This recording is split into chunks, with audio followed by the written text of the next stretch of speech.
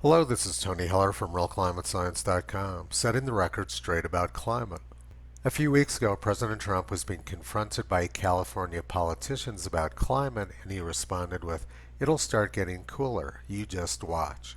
I'll get to that in a second, but first I want to quote my favorite author, Edward Abbey. There is science, logic, reason, there's thought verified by experience, and then there's California. Let's look now at President Trump's comment.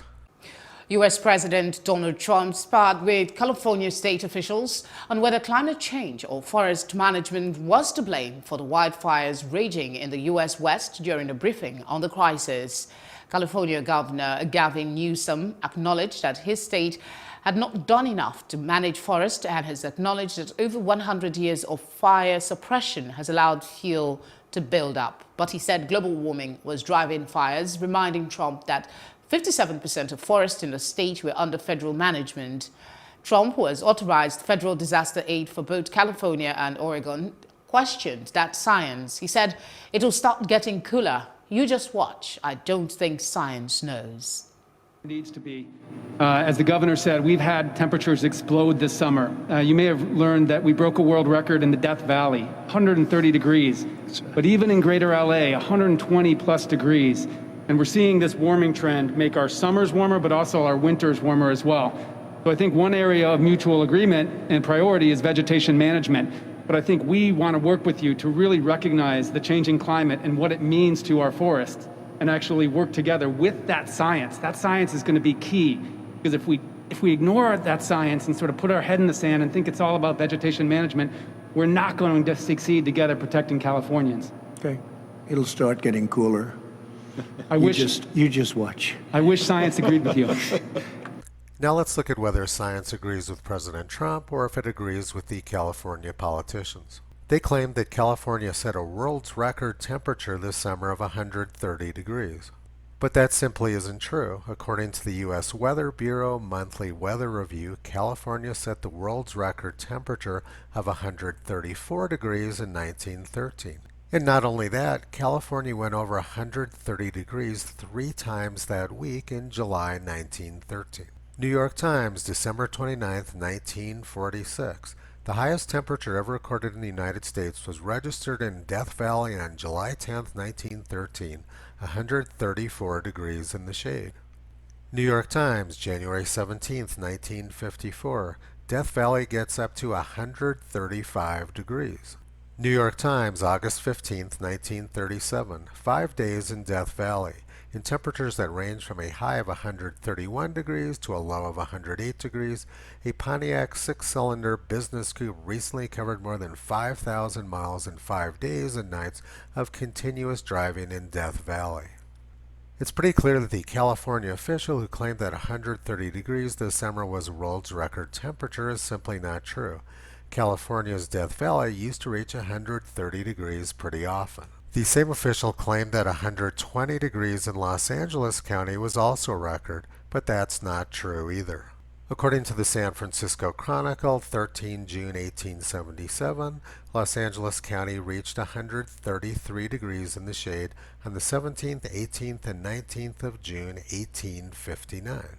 Downslope winds during that heat wave made it so hot that the fruit literally baked on the trees.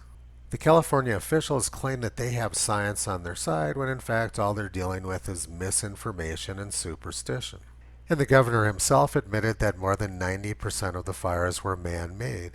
What does that have to do with climate? New active fires that have come up over the course of the weekend, the El Dorado, getting a lot of attention because it's a reminder that the vast majority of fires that we experience on an annual basis come from individuals making bad decisions or by simple neglect and accident, meaning 90 plus percent of the fires that we experience in the state of California on an annual basis are man-made fires. These California officials think they're doing science when in fact all they're doing is propaganda. Now let's look at President Trump's prediction. It'll get cooler, you just watch. This is the current snow cover map for the United States. We're having an unprecedented October cold snap. By tomorrow, pretty much all of New Mexico will be covered with snow. I grew up in New Mexico, and this is unheard of.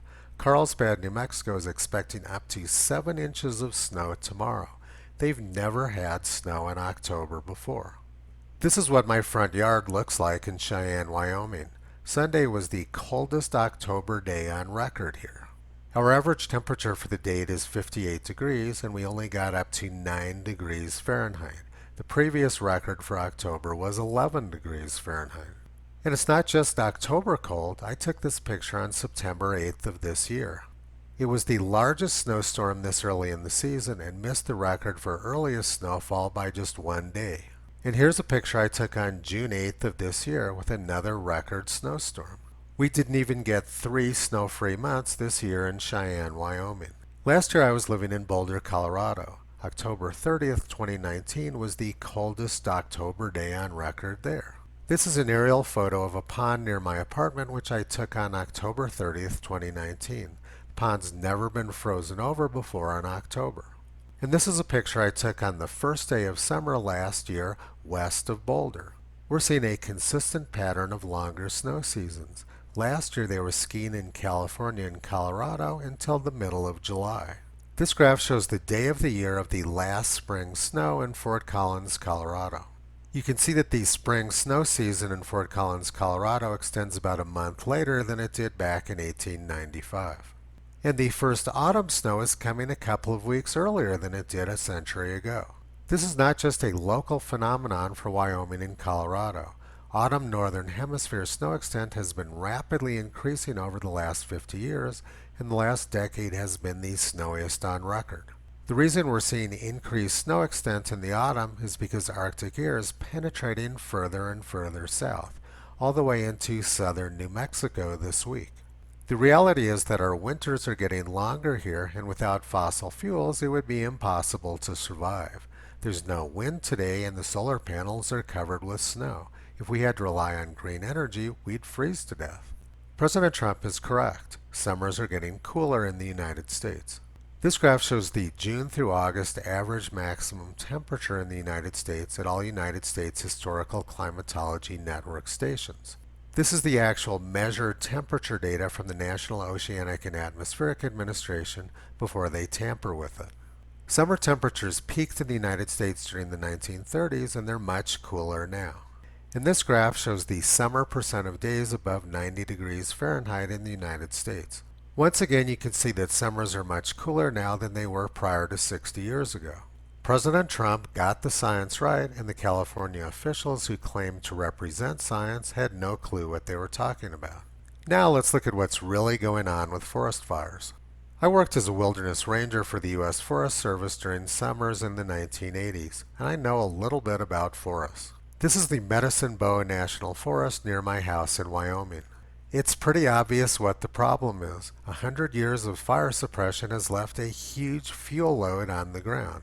This place is a disaster waiting to happen. The problem is not climate change. The problem is that there's lots of firewood on the ground ready to be burned. You can't fool Mother Nature. The forest is either going to burn now in smaller fires or later in larger fires. Humans made 2 critical mistakes. First, they built lots of homes in the forest, and second, they started suppressing the fires. The fires this year are indeed a man-made crisis, but it has nothing to do with climate. As reported by the New York Times in 1992 and 1994, mega droughts and massive fires are the normal climate of California, and they're triggered by La Nina events just like we're having now. Democrats always believe that they're the party of science when in fact they don't understand much about science and they don't understand much about history. I grew up in Los Alamos, New Mexico, which had exactly the same problem, and they were devastated by huge fires in 1977, 2000, and 2011.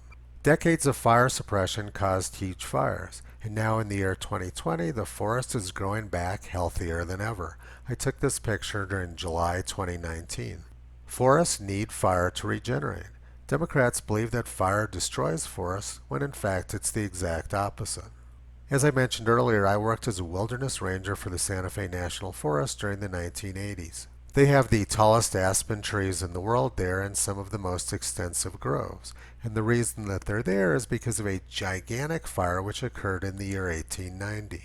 Democratic politicians are very arrogant about their stance on science. President Trump is not very articulate, but he has a much better understanding of the science than the Democrats do.